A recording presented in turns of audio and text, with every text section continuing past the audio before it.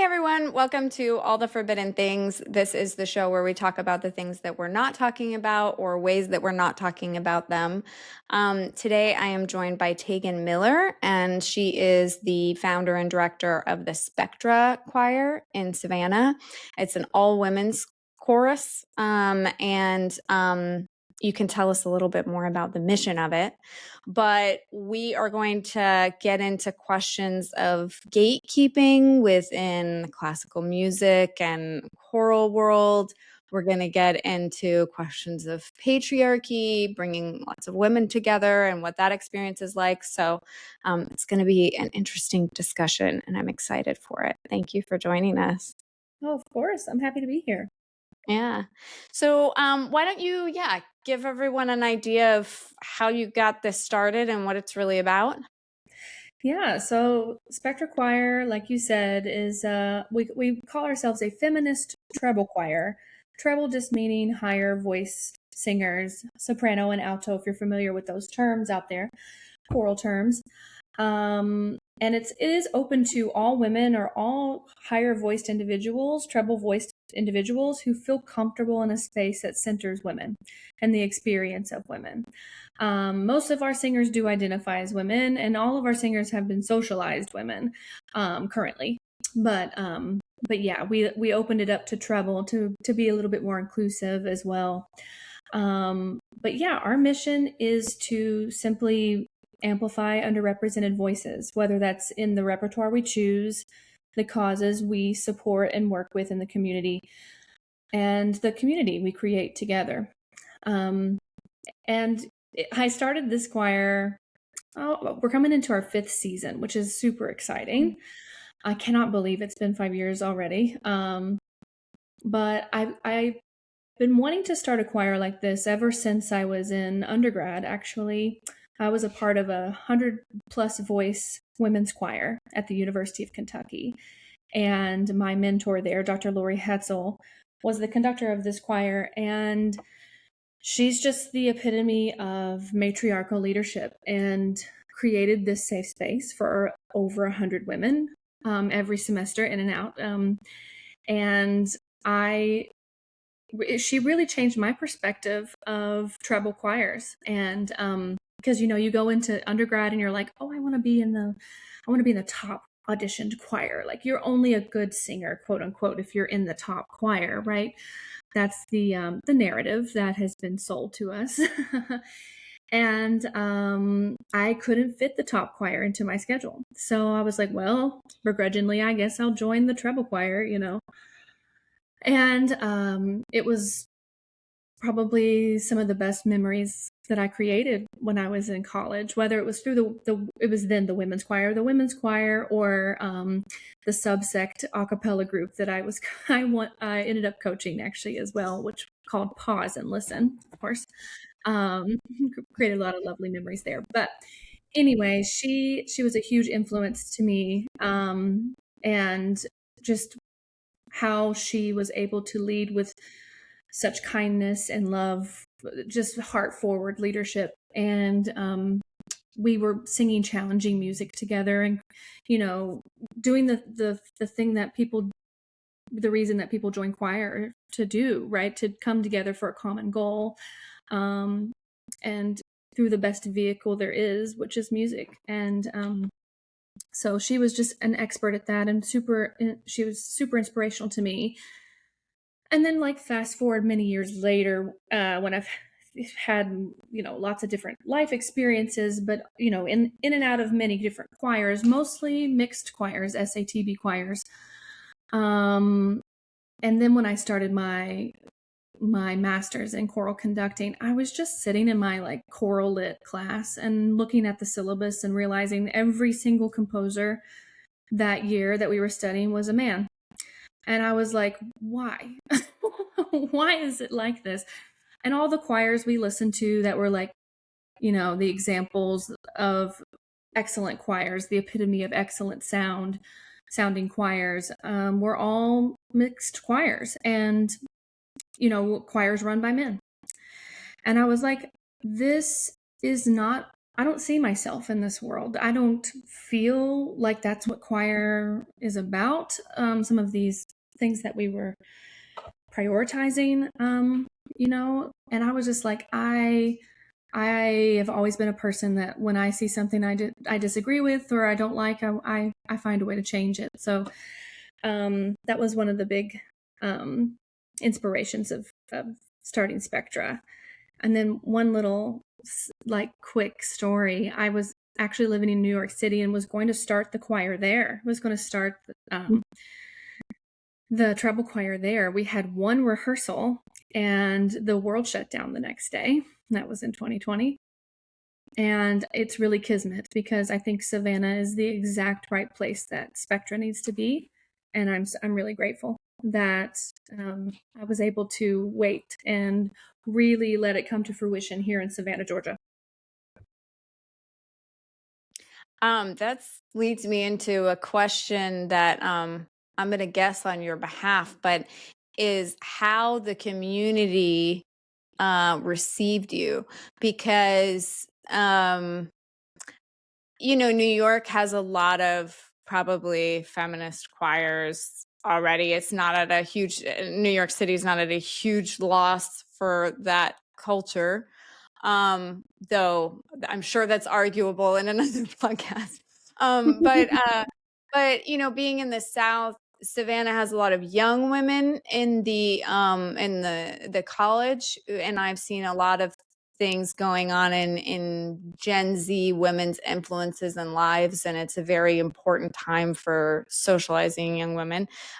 But also, just in general, it's in the South. It's a different kind of cultural environment than New York City for sure. And I feel like it's something that, I'm going to take a guess here at how people have received it. I have a feeling you have a mix between some of the very sort of I'm going to use the word crunchy, though I'm part of that group. But people who are, like liberal or spiritual, or, people who are like very excited about it and like, oh man, we really need this, right? And then you probably also have a few other people you've come across. I'm sure nobody who's been like against it. I mean, that would be ridiculous, but that are sort of like, oh, that's nice. How nice, but don't necessarily take it as seriously, or sort of don't really understand, or think that you maybe do a more passive repertoire than you do. So does any of that land? Ooh, so much of it. Yeah. So I'll try to hit on several things that you said. And if I miss something, just remind me. But I will say, generally, overall, Spectra has been very well received by the folks who are in the group, right? Or who I hold something, come a y'all come sing rehearsal. It's just a free, come to the first rehearsal, check it out, see how you like it. And if you like it, you can sign up kind of deal. And I'd say our retention rate is about 90%. Like, it's pretty high once people are in the room. And, we have a lot of folks in there who love choir, who haven't been in choir in many years and really miss it. I think that's probably the majority of our singers. And yes, everyone who's in the choir is definitely left leaning. They know what they're signing up for. We are a feminist treble choir. We are active. We are very much involved in activism in our community, and I make that very clear from the beginning. And people have self-selected once they realize that's what we're about. Although it's really all over our social media and all over our website. So if you come to our rehearsal and you didn't know that, then you really didn't look very hard. Yeah. So I don't really bring in folks that aren't more like-minded, right? Typically. I will say though, I do bring in some folks that, because we're very multi-generational, right? Like you mentioned young women, and I have several women that are in SCAD, or several folks that are in SCAD, or like just graduated SCAD, young adult, all the way up to my oldest singer, I think is now 76, and everything in between. And so, especially the women on the older side, who have been in choir for many, many years, and some have been in choir their entire lives, right? There is a perception of what choir is, right? There is a very common culture that is in the choral setting. And this kind of sums it up a little bit. One of my professors in my grad program used to joke and say that choral directors are the last benevolent dictators on earth. And honestly, he's not wrong in the sense of what the culture has been. And that's not who I am. I'm very much opposite of that. I'm a very collaborative kind of person and really believe in that type of leadership. But it is a little jarring for people who are used to someone being a bit of a dictator or leading with ego. And that's just not who I am. That's not what Spectra is. And so that is kind of probably a jarring realization at first. And also, one of our mottos in rehearsal is mistakes are cool. And so, some of them are like, it's almost like trauma response, like bracing for impact when, they are making mistakes or, self-flagellating themselves over and over. And I make it a very, very, very strong point, and I really drill it home constantly, that we are human beings and human beings make mistakes. And this is how we learn. And I even teach a workshop at the beginning of every year about how learning works, like how the brain actually learns singing and how the brain actually learns music. And it is messy. And it requires a lot of repetition. It requires mistakes. Like, you can't learn music without making mistakes. You can't learn anything without making mistakes. So there's this like perception in the choral setting sometimes, and especially in the classical world too, that of perfectionism, right? Perfection is the goal. And we make sure to make a point in Spectra that everyone knows that perfection is not the goal. Progress is the goal. Joy is the goal. Because why are we doing it anyway? Why did we ever set out to sing and make music anyway? Joy. And, okay, yeah, we want to sound beautiful and we want to achieve these goals together and we want to have pride. And don't get me wrong, we have standards, right? We have high standards to the goals that we're achieving, but realistically high standards, and the path to get there is loving. It's not, I'm not ever going to berate anyone for singing wrong notes. It happens. I sing wrong notes all the time. I've been doing this my entire life. So. Yeah, that makes me think of some choral directors I've come across, and it's different in the acting community because I've done some acting as well. Yeah, But me too. they're similar. Yeah, so there's that Venn diagram of personality types where like in acting you don't have something that's objectively correct in the same way, but where you have this like kind of ego tripping. And then there's also the leader worship where like you'll have in some of these groups like the leader cracks a joke and then everybody goes ah, and it's just like there's this persona, and it's very important that the instructor, the director is has this sort of almost asshole persona that everybody's a little bit afraid of, finds kind of witty. They, often have like some great stories up their sleeve. It's this perception that you need to have this kind of a cool jerk who's going to be really hard on you. You know what I mean? Like I've come across that quite a bit. Some of them are stuffier than others. And they each have a different vibe. But I have had two choral directors in my life who were just absolute Machiavellian, like just totally like just would humiliate you or beat you up basically if you stuck out as the voice who made a mistake, or you weren't practicing, or you weren't whatever. And some of the time it's like, this is a volunteer choir. Like, come on. Oh my God. Yeah.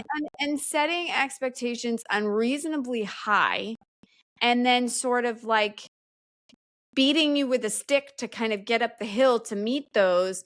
And what I found is that it works exceptionally well if people are in a perpetual state of fear. But then Mhm. when you go home and you kind of decompress from that horrible time, you're not motivated on a Wednesday unless you're really behind to pick up what you were supposed to be doing on Tuesday, because you don't feel the fear of the presence of this director again. You know, you're not living for the joy of the music. So it's, if you don't have a major mistake, you're not pursuing excellence or enjoying the music on your own time, unless you sort of make a concerted effort. So that's really interesting.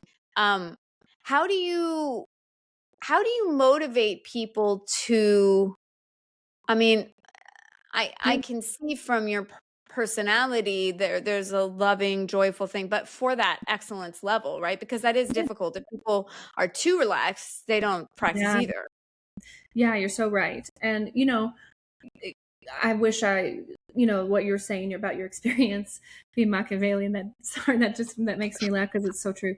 But I wish that isn't a common story I hear. And you're right, it can be effective. It really can. I've been in choirs that same way. Like we sounded excellent, but at what cost? You know, at what cost? And then I see people now who grew up with this experience, and the trauma that they carry from it is unnecessary. Like we don't need that. And so I am a firm believer, especially with adults, right? In a when you're working with adults, um they're adults, and you can trust them. You can trust adults to do what they need to do.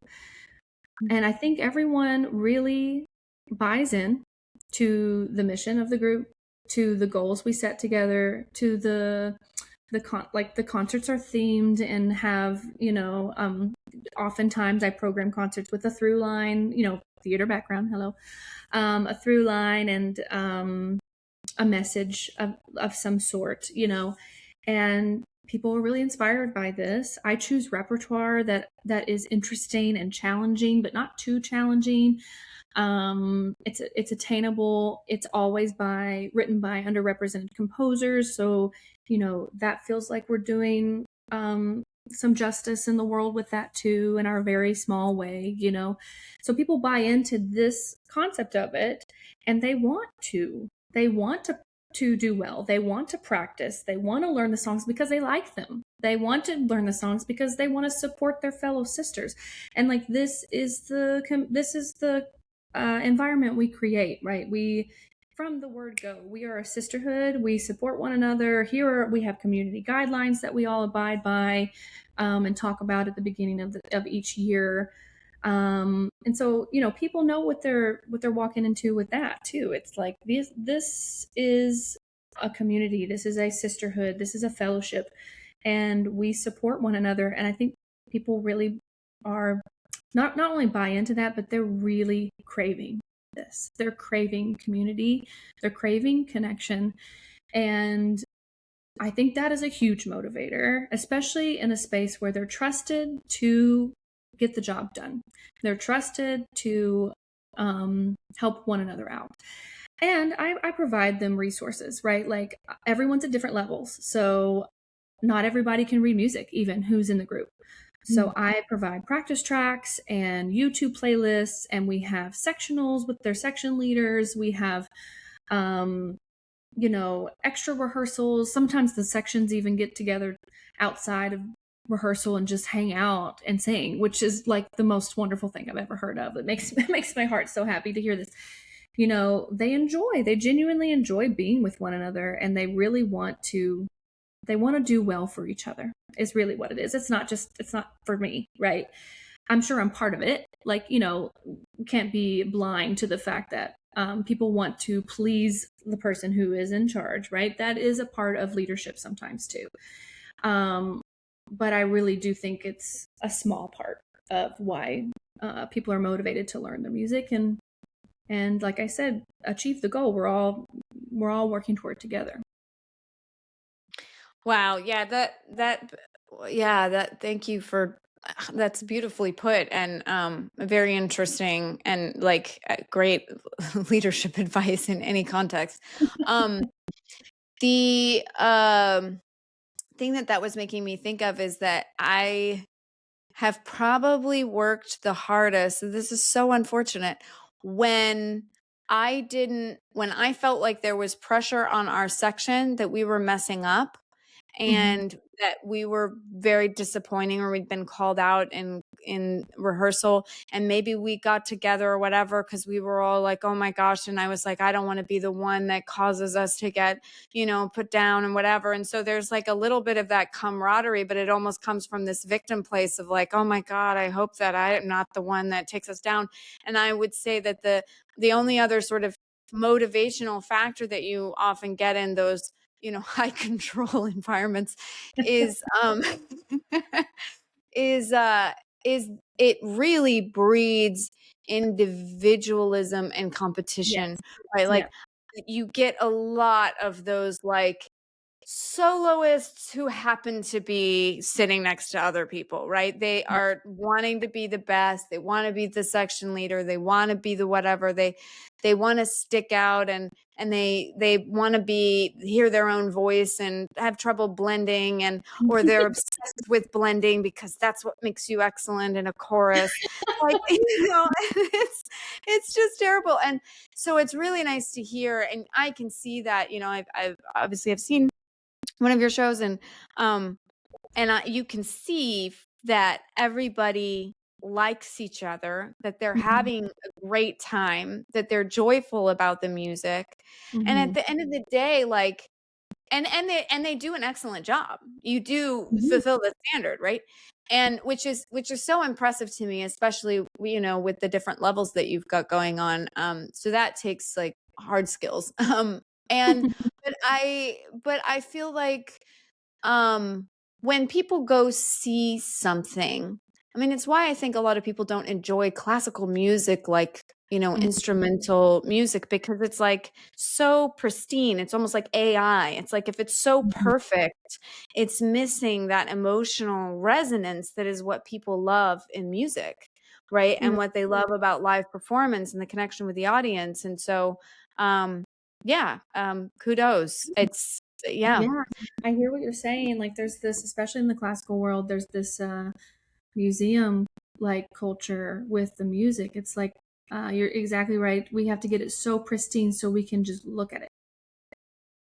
Okay, and then what, right? The reason people even started singing, like from the dawn of time, was not to just look at it, right? It's to enjoy it. It's, I mean, Mhm. anyone who's ever sung ever, which is most people, can relate to how music makes them feel. We come from all different backgrounds, walks of life and experiences, and we could disagree on every single thing in the world, but we all understand how music makes us feel. Like, that is not explained. Like, you can't explain that with science. I mean, you can explain why music lights up your brain in different ways and makes you focus on different things and helps you learn math, and like, yeah, you can, like, there is science to prove that, but there is not science to prove the heart of music and what how it makes us feel. And we don't need that, right? But you're right. If you really really focus on just the pristine part of it, um the soul leaves it almost. I'll never forget. I love watching live orchestra, and going to see live performances. I like some more than others, but I love live performance of all genres. Um, and I'll never forget when I saw the Berlin Symphony, and they were being conducted there by Dudamel. Got lucky, walked up and got tickets, and was like, I wonder what the Berlin the Berlin orchestra, the Berliner is what they call them, orchestra, is playing tonight. Just landed in Berlin. Let's go see. Dudamel's conducting. I was like, oh my gosh, how lucky! And they're doing Mahler 6, one of my favorites. So I was like, okay, gotta. That's meant to be. So I'm sitting there watching this, world-renowned orchestra, and I am moved to tears the entire time. And this is all orchestral, right? There's no singing, there's no words to connect to. But these players, they just play with their full soul. And you know that some of them have probably, and this particular orchestra has recorded this piece already. So they have played it many times. It's not like it's something new and exciting, right? Like this is something they've done a lot, but you wouldn't know it. It was not sterile. It was not like AI, like you said, right? There was heart and soul in this music. And at the end of that concert, Dudamel took a bow with the orchestra. Actually, he didn't take a bow to the very end. He had several encores, like called back out, and every time he was called back out, he went to another section of the orchestra, shook the hand of the first chair, had them stand, and acknowledged the orchestra. Walked back out, came back, did the same thing in a different, you know what I mean? And you can tell it starts from the top, right? What the leadership is like, and you can tell that he lives and breathes joy and love from that podium into these players too. And I think this orchestra is also like this anyway, because they're like fully compensated well by the actual government of their country. That's a whole other podcast conversation. But yeah, it was just a beautiful experience. And I was like, that is how I want to hear every orchestra play for the rest of my life, you know? Mm-hmm. All right, I'm going to change tracks here for a second to, you know, when you were talking about bringing the women together around the shared mission and values and that part of that, I was thinking about my resistance to large groups of women. And I wanted to see if you could take a guess at what now, knowing your chorus, if I was in Savannah, I would join it in a heartbeat. And I don't say that out of a desire to be sycophantic. But, but honestly, probably only because I saw them perform and I could see, oh, this is a place that would be okay. And, you know, I saw you and whatever. But when my friend told me about it, I remember like talking with her like, oh, that's so intimidating, just a bunch of women. And especially and I know and when she explained like, you know, it's, you know, feminist, it's all inclusive, whatever, I was like, okay, I think, but how is that executed? And is there still cattiness and those kinds of things? So what do you think maybe has informed my experience, or what could you take a guess, you know, are some of those things for me, just woman to woman? Oh yeah, I mean, my first guess, and it's probably, you know, pretty close to the truth, is the patriarchy. Like we have that's the big overarching answer to that question, right? But we talk about this a lot in Spectra too. It's like women are, there is this perception, right, that women are catty and like drama and are conniving and you know, creates unsafe spaces for one another and are backstabbing and, you know, all of these things, right? This is a perception, and I can see how, you know, a large group of women with this perception of how women are with one another can be super intimidating, right? And you're not alone. I think a lot of women coming into the group being like, is this gonna be okay? And then they quickly realize like, oh no, this is different. But we talk about this all the time. Like, this is a perception because this is what has been conditioned in us, right? This is not actually how women are. This is how the patriarchy has conditioned us to be, because it keeps us small, it keeps us quiet, and it keeps us fighting each other instead of fighting the man. And that is ridiculous to me, right? It's like, but I'm just as much as a victim of it as anybody else, right? Right. I definitely have been affected by this. And when I looked internally and realized like, that's not who I am as a person. That's not who I want to be. That's not who my friends who I love are, you know. And if you look back to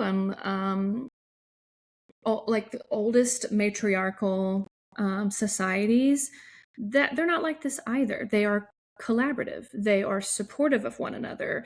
They literally build their entire community together, right? It's about leading from the center out as opposed to being domineering over over top of others, right? Or powering over other people. But when the patriarchy took over, they tried to change that narrative, right, and tried to do away with these types of societies and that type of way of leadership and that type of way of being in community with one another. And we see this, of course, now in our leadership everywhere, obviously. But this is not who we really are at our core. That's not who women are. And I firmly 100% believe that to the core of my being. Wow, yeah, it's so powerful because I think, when you're raised in a patriarchal, yes. B, when you're raised in a patriarchal society and you have all these internalized beliefs about yourself, like you're handed this script of this is how women behave. This is how women behave when they're mad. This is how women behave when they're threatened. This is how women behave. So you have that, but you also have real pressures. So you have limited options for success and limited goals. A lot of them center primarily around men, right? Can you catch a man? How do you have a man? Well, what if you're not interested in men? Or what if you don't need someone right now? Or how do you and there's so much socialization around that and fighting around that and whatever. And it's because that is the fastest path to high status as a woman in a status obsessed society in a patriarchy, right? For sure. And so there's a lot of if you believe that I grew up sort of unfortunately, and this is no fault of my parents or any one specific person, it's the culture, but I grew up, in the 90s and 2000s as feeling very much that getting married, having a family, getting the attention of men was a primary goal. And I didn't know myself very much outside of that. Yeah. And then if that is your only focus, it's going to breed competition. And it's going to breed frustration. And it's also, I think, because we're frustrated that we haven't been developed in all these areas, there's sort of almost a level of education that hasn't happened. There's a level of expectation on us that was never given.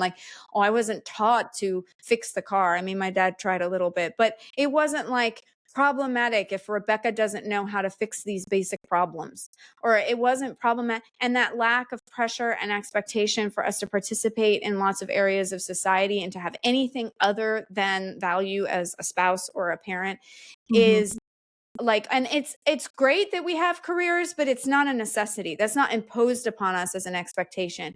I think that actually harms us in many ways and so you have this limited sense of activation of self, a limited voice, limited areas in which you've been able to expand.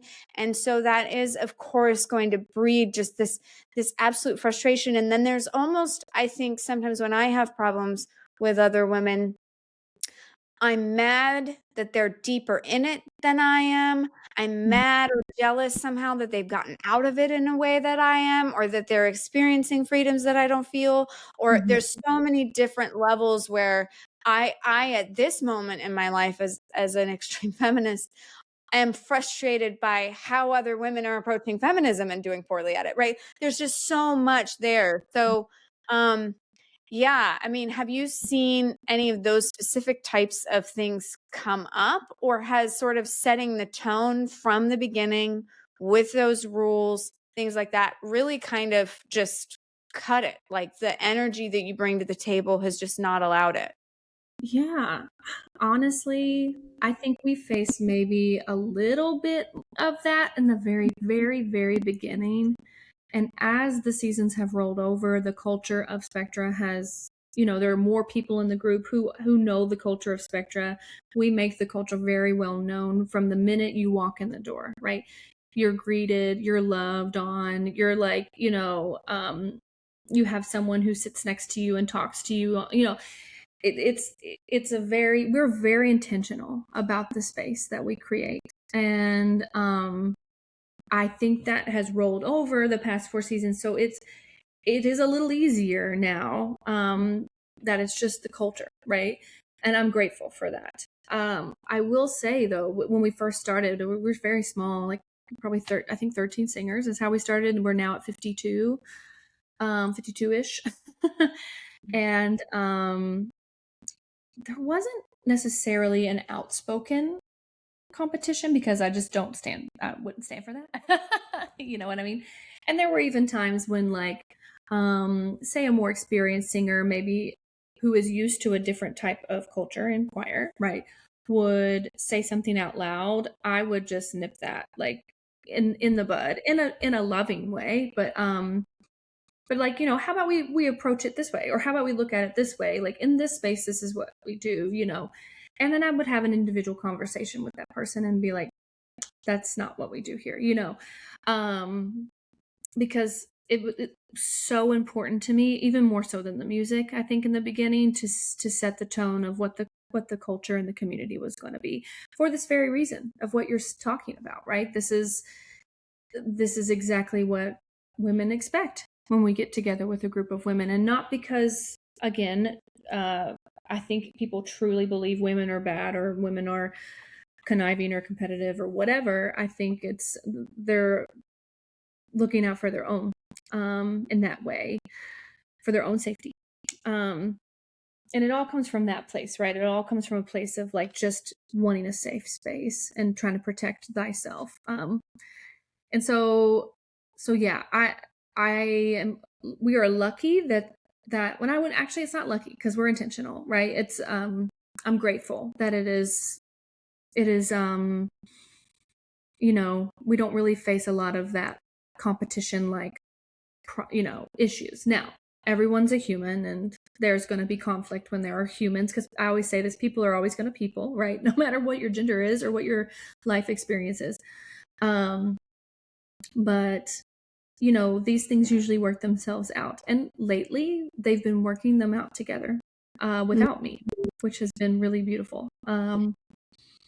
And they'll come to me and ask me for advice about certain things or whatever, like, how should I handle this, and I'll offer my opinion. And then I'll say, if you need me to step in, I will, but it always resolves. They always resolve it together.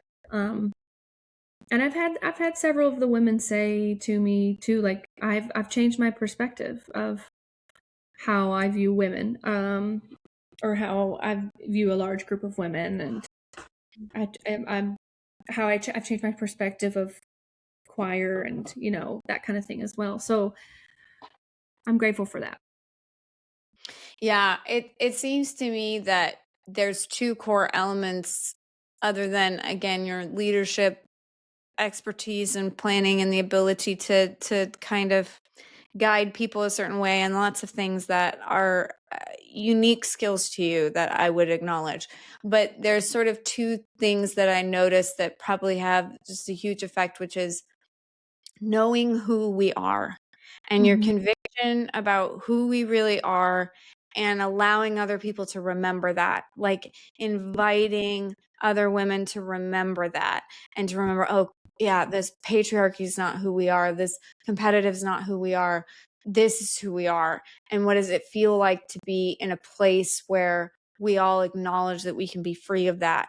Because I think a lot of times we do identify that, we think of ourselves as catty people or those things, right? Like, there's so much internalized stuff. So that seems huge. And then also the part of using one's voice, right? Like that sense of being frustrated and caught small in this small place that you've been put in, to be able to put your voice out there, and to not have the gatekeeping of, oh, you can't, use your voice, and unless you know how to do it perfectly, or unless you have all these different elements, like inviting women into a space where they can literally vocalize, sing about empowering things, but also just get themselves out of their mouths, is really, really special.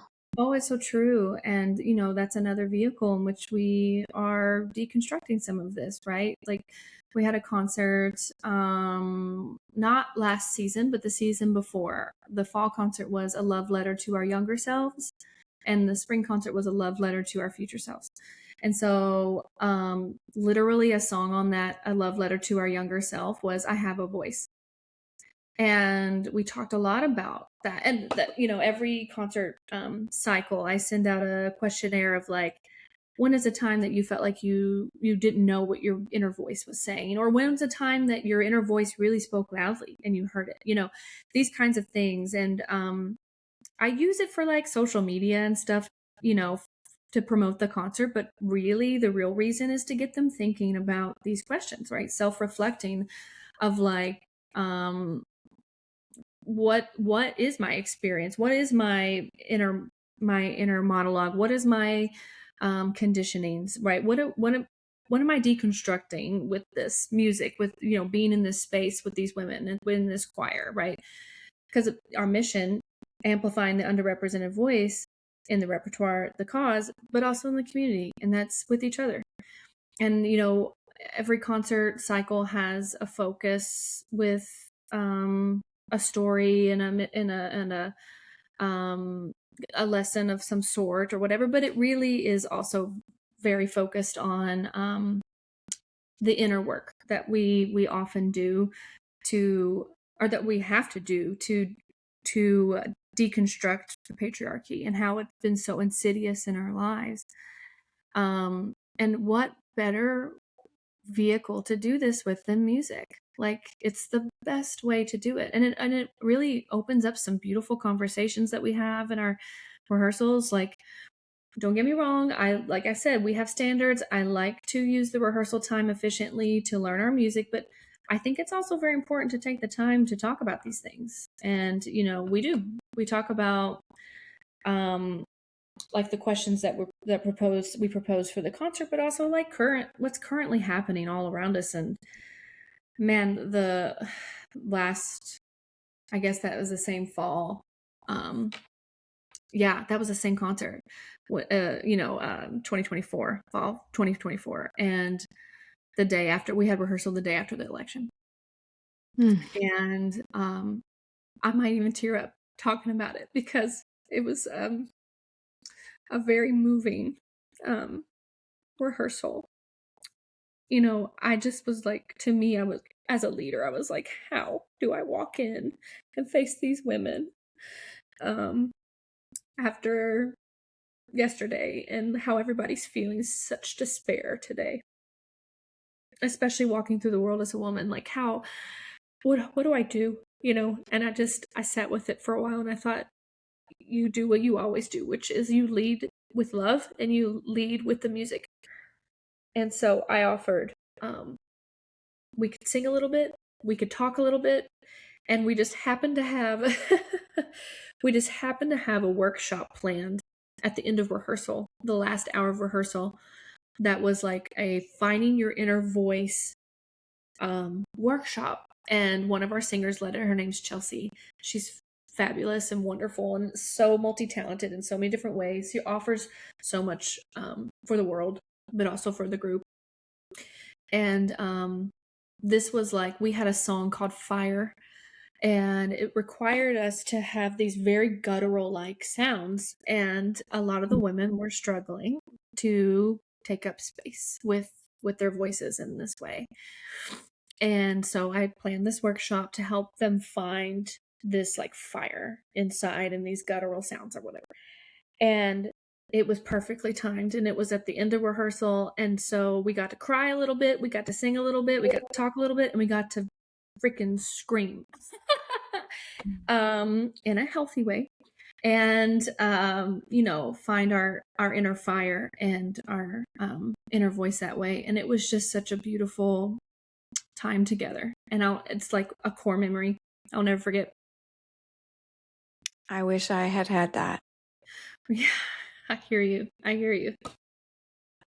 Wow. Was there another question that you had for me that you wanna cover? Let's see. How have you seen the patriarchy show up in music? Ooh, Patriarchy.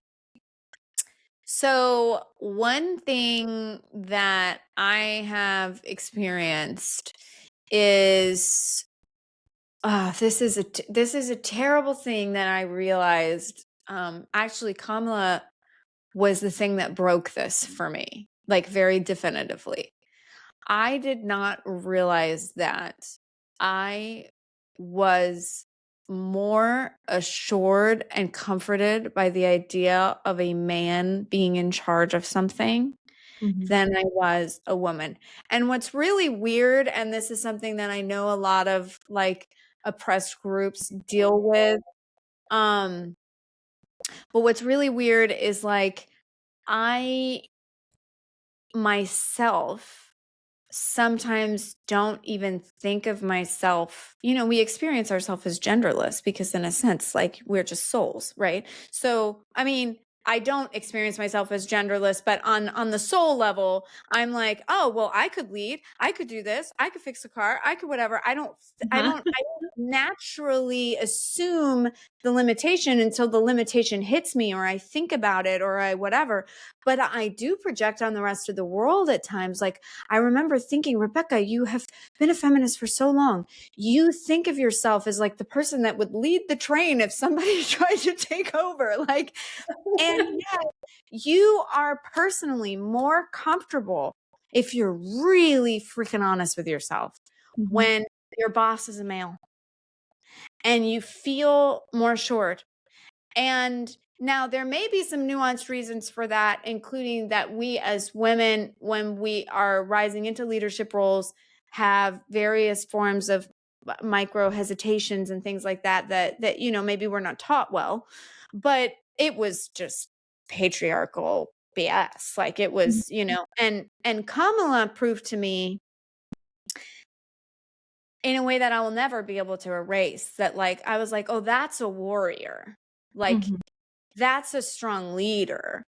And she shattered for me the illusion that there was anything valuable about being a male in that role. Mhm. Now, bringing it back to music, I think you see typically, especially in mixed choruses, but as conductors, men leading, and Mhm. they lead in a very male coded way, and a very like what's associated with masculinity, more like a patriarchal kind of way, where you have those harsh things, you have limitations and constrictions, you have this authoritative structure, you have more of those fear motivators. Like that's part of that system, right, of Mhm. authority. But I would say that I have witnessed that there's just a general respect in many of the arts, including the classical arts, for Mhm. male in the field. And the women are kind of clamoring to be the composer that actually gets, featured in that one concert. Mhm. So that's what I've come across the most, for sure. Oh yeah, I mean, same. And as a conductor, you know, respect is often not just earned, but it's like you have to really prove yourself before you even walk in the door. Like I have to prove myself so much more than my male colleagues. I've just seen side by side how my male colleagues were treated, graded on projects, the opportunities they were given, the type of repertoire they were given to do, like to conduct, as opposed to mine. um and just like little microaggressions, that we face as women every single day. The music world's no different. But it is a very male dominated field. I experienced this a lot as a music director too, in the theater world. I music directed for a little bit when I was living in New York City. And we like I loved it at first because it combined my two loves of teaching voice and group singing and theater, right? And choir, theater. But I quickly realized, like, there's unspoken expectations that I will never be able to meet, just being who I am. And it was I faced a lot of bullying, actually, a lot of just unfair, unkind, abusive, quite frankly, treatment. And I was like, I'm out of here. Like, I'm not doing this anymore. It was pretty terrible. But the classical world's no different. And we could have a whole other conversation about the abuse that's in the classical world toward women, especially in the vocal performance world. But yeah, I will not go down that path today. It's another rant for another day. But yeah, I feel like you're not alone in experiencing this either, that women too, I think people are comforted by male leadership because it's all they've ever known. And also, again, right, that's something we're deconstructing in ourselves, that we center men. And when we are centering men, when men are in leadership, that's what's right, that's what's good, that's what's safe. When actuality, our bodies mistake safety for compliance, right? Like, it doesn't feel it's not actually safe in a lot of situations, because you're never in a safe space when you are when there's no respect, there's not equal respect, there's not equal communication or care for one another. That's not a safe space. And oftentimes when it's a patriarchal leadership, and there's been patriarchal leadership I've experienced through women as well. Like, actually, one that really stands out to me, a choral director in New York, I sang under, was probably one of the most abusive out of all the ones I experienced. And she's very well known and very well established, and seems to be very well respected in the field. And I know that she is behaving the way she is behaving because it was modeled to her that way. And also, she probably felt like she had to be like a man, or had to lead in a patriarchal way to rise to the top. And she's not wrong. Like, that's what you had to do. Especially in her day and age, like when she started, I'm sure, she's a little bit older.